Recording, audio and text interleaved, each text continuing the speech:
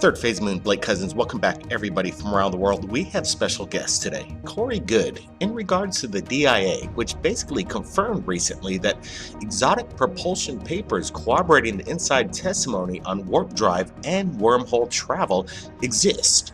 Now we have Corey Goode, and I want to get his statements in regards to how he was able to obtain this top secret document. Recently, you've had a breakthrough in regards to the FOA and the newly disclosed documents that show that our government had a secret program developing exotic aircraft involving warp drive and other extraordinary tech. Can you tell us exactly how you obtained the info and what can we take away from this? I can tell you that it was through an alliance contact, and this was a person who I would say printed this out themselves. It did not pass through any other hands before I received it, but that's about as specific as I can get because I would like to receive more. What's recently happened is that the Defense Intelligence Agency responded to a Freedom of Information Act request that was put in by the Federation of American Scientists asking for confirmation about a list of 38 Defense Intelligence reference documents that was leaked and that the US Congress allegedly had wanted information about this. So the Defense Intelligence Agency was confirming that this list actually was real, that these studies had been commissioned by the Defense Intelligence Agency going as far back as 2007, which is when the Advanced Aerial Threat Identification Program was launched. And so that basically began a process by which different organizations began to put together feasibility studies on exotic technologies like warp drive, like traversable wormholes, using dark matter, and things like telepathy and quantum teleportation. So these were advanced exotic propulsion systems that were being studied by these different organizations. So now that the DIA admits the program existed, how does this corroborate everything that you've been talking about these many years? Well, what the Defense Intelligence Agency confirmation that this list actually was genuine, that it covered these advanced propulsion technologies that had been secretly studied going all the way back to 2007. What it did was that it confirmed that this was actually real scientific investigation into these exotic propulsion systems, and it was a feasibility study that showed that they were possible. Now, this was important because there have been a number of whistleblowers, insiders such as Corey Goode, who say that they were part of secret space programs that were actually utilizing some of these propulsion technologies such as warp drive, such as traversable wormholes, being able to tap into the quantum flux. So, tapping into 0-point energy. So this was confirmation for some of these claims that Corey Goode and others had been making, that such technologies were feasible and secret space programs could use these technologies. Now, what made this DIA confirmation especially relevant was that Corey Goode was actually the first person to actually leak the existence of these papers.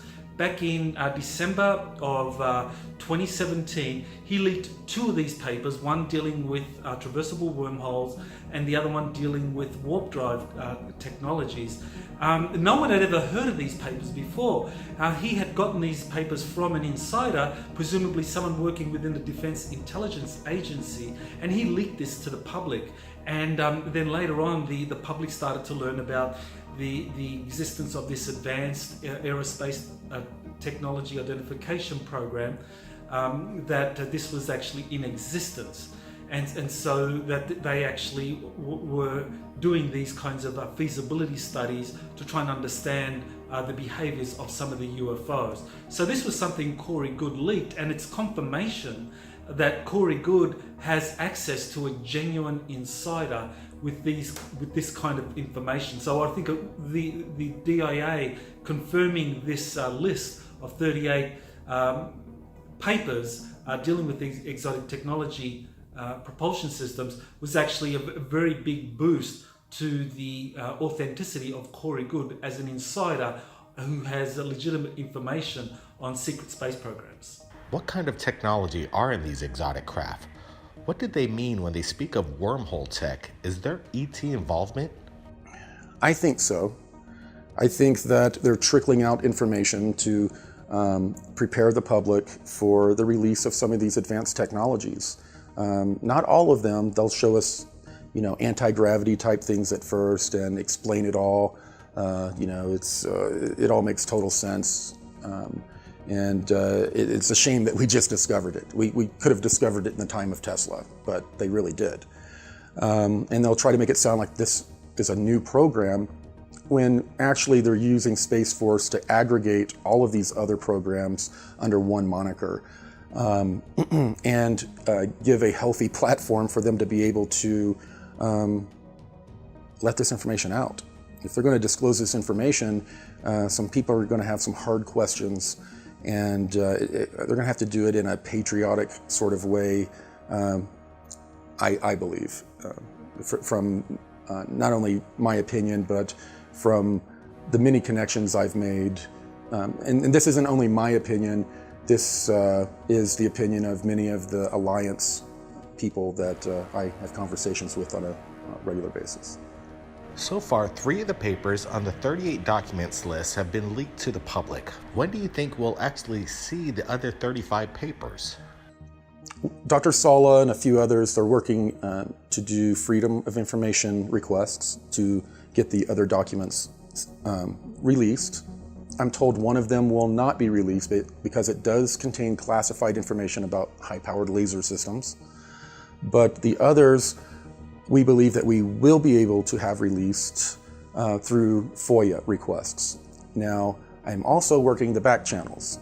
Originally, before I was given these 2 studies, I was given actual manuals that were mind-blowing. They talked about wormholes, stargates, and the same types of technology, but they were talking about it from an electroplasmic physics universe, not this classical physics that are in these studies that I did release. I was asked to not release these others, to hold on to them to the proper time, and one of them was stolen from me. I've told the story before.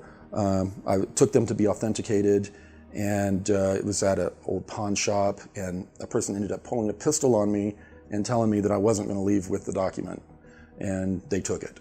And then later on, the other 2 that I was given were taken out of my home. So it was probably less than 2 months after that happened that this contact gave me these. And I think when they handed it to me, they expected a better, or I guess, more of a reaction. I looked at them and I just kind of snickered, because they were very similar to the books I'd received before, but they were a lot less detailed and had more of the classical physics type of terminology and equations in it. But it was great to have that to be able to release after going through what I did before. But I really wish I had those other manuals to release. And I was told that they may have some more, they may slide my way in the future. I'm told that I might receive documents in the future that I can release. In the meantime, a lot of this is in the way of briefings, a lot of the information that is going back and forth, and I can actually say publicly for the first time that over the last year and a half, I've slowly been introducing people like David Wilcock, Dr. Salla, and Jordan Sather to various Alliance contacts. And some of these are generals, some of these are colonels and politicians in this country and in other countries. And I think a lot of people are wondering, how could David Wilcock and Dr. Salla believe a lot of this unconfirmed information that I'm bringing forth? And I think it's because of the people that I'm introducing them to, the cooperation that they're seeing behind the scenes, and the fact that all of the information I've given them has been confirmed through other sources of theirs and by it matched information that they've kept secret from the public.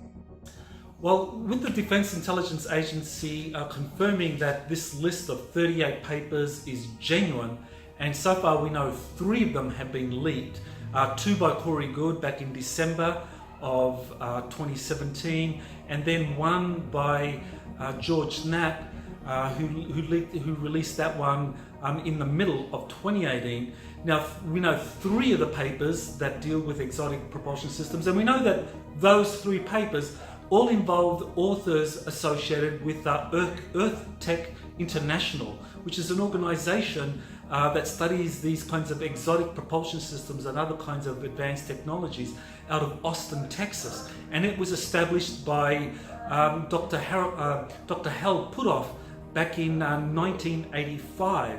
And what's interesting here is that Hal Puthoff not only has had a long association with advanced concepts like remote viewing, but also his name has come up in association with Mars and in establishing a colony on Mars. So Earth Tech International was involved in this, and we know from someone who claims to have been a target of a recruitment effort, that is Laura Magdalene Eisenhower, the great-granddaughter of President Eisenhower. She says that she was actually targeted for recruitment, and that the organization that was really spearheading all of this was Earth Tech International, being headed by Hal Puthoff. So it's interesting that the three papers that have been released, all 3 have as their authors scientists associated with Earth Tech International. So it'll be very interesting to find out when the other 35 papers are leaked or released through future Freedom of Information Acts, which presumably is going to come about now through the Federation of American Scientists, that more of these papers will be released, and we'll find out what organizations were involved in those. They have electrogravitic technologies that allow them to, of course, defy gravity, but they started to develop temporal drives later on that allowed them to jump around in time just as easily as they jump around in space. And that is difficult for a lot of people because we're starting to wrap our minds around the vastness of space and the fact that you can bend space around large objects, and gravitational fields can bend space, but they don't understand that time can also be bent and stretched and compressed with these same technologies. When you're traveling through space, you're traveling through time, and the faster you travel through space, the faster you go through time. And so they've developed a lot of technologies that people on this planet, if it was all disclosed at once, they would think it was sorcery. It is so hard for the mind to wrap around concepts that in the mainstream world we haven't even imagined yet, even in sci-fi.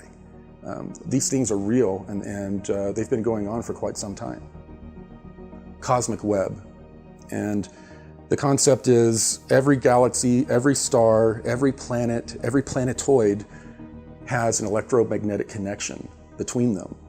And if you look at images of the cosmic web, you will see how everything is connected by these long filaments. Well, through these filaments are how these stargates work, how they travel from star to star. And we've developed the technology to be able to open and maintain these different types of wormholes.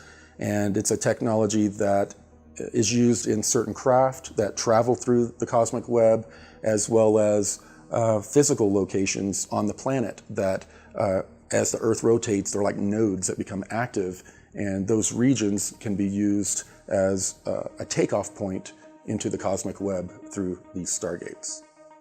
There's absolutely ET involvement, but this isn't just a story of ETs coming to us and handing us this knowledge. This is also us rediscovering our past, and we had all of this knowledge before. Human beings traveled among the stars in the past. They went to great meetings with other ET groups, and there was commerce, all types of things. Like all of this type of thing was happening before the last ice age.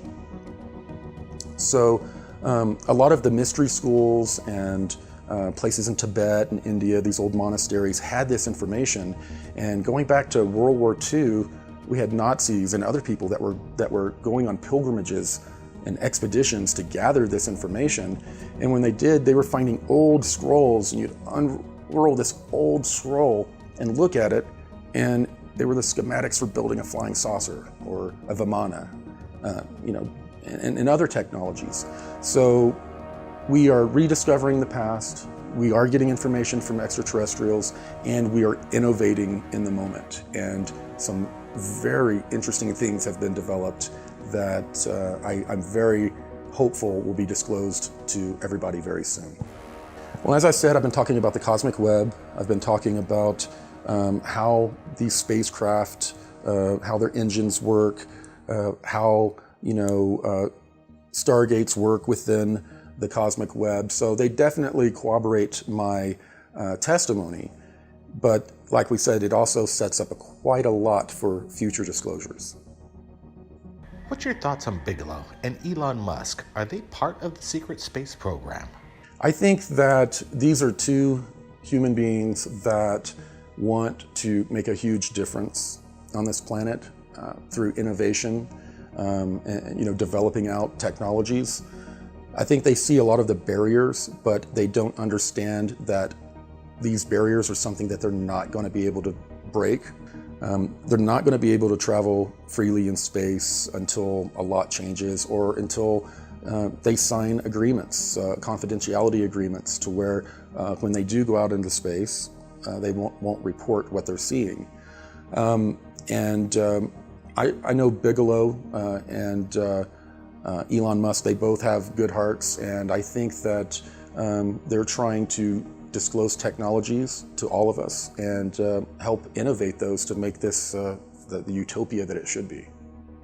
Well, the role of Robert Bigelow in the setting up of the feasibility studies going back to 2007, after they were funded by the US Congress, in particular Senator Harry Reid, who was the Senate Majority Leader. He was the one that provided $22 million in funding for these advanced technology studies to be put underway, and for other aspects of the Advanced Aerospace Threat Identification Program to be put into operation. So Harry Reid provided the funding, and he sent it to Robert Bigelow, who was basically in charge of the Bigelow space program that was being set up in Nevada to really look at developing a civilian space program. So this was something that was funded through Congress, through Robert Bigelow, and Bigelow knows a lot about some of these exotic propulsion systems that were being secretly studied in terms of their feasibility. So I think Bigelow probably knows a lot more about the secret space program. As for Elon Musk, I think he is someone that has been kind of given support for pushing conventional rocket technologies as far as possible in order to build up a much more affordable space program where civilian industries could actually go out into space. So taking it out of the hands of government and military and putting space exploration into the hands of the corporations, because I think that's going to be where the next generation of a lot of research is going to go. Unfortunately, it's going to be corporations that are going to lead the way on secret space programs, and Musk, I think, is a big part of this. And to be clear, I don't know either one of them, but no, they are not involved in the secret space programs.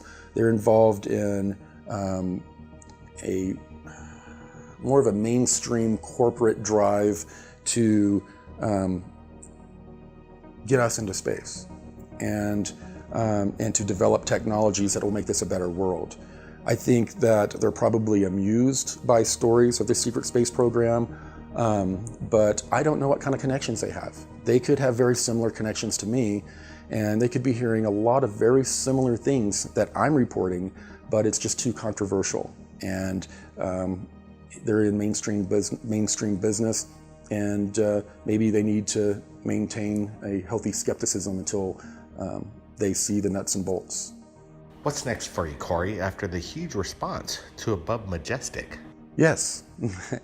Not only that, as we're outlining the information out, it looks like we've got at least 5 sequels. So yeah, lots more to come. We're developing a couple of sequels right now to Above Majestic, and we hope to be in production very soon. We've been working on doing a Hollywood movie since, I believe, the end of 2016, so this shouldn't be any shock to people. But we have been making a lot of really positive steps, is all I can really say, towards beginning production of the movie. It would be a huge blockbuster movie with lots of special effects, of course. And I see this as a way of not only getting this information out to the mainstream. You know, the cabal groups have used Hollywood to disseminate bad information into our consciousness. If we can sneak some disclosure into some sci-fi, it could be pretty interesting. I might be able to get in real depictions of real spacecraft in this movie. So the Alliance is excited about the possibilities. We're excited, and I will definitely come back and talk to you when I know more about that, because it's going to be very exciting.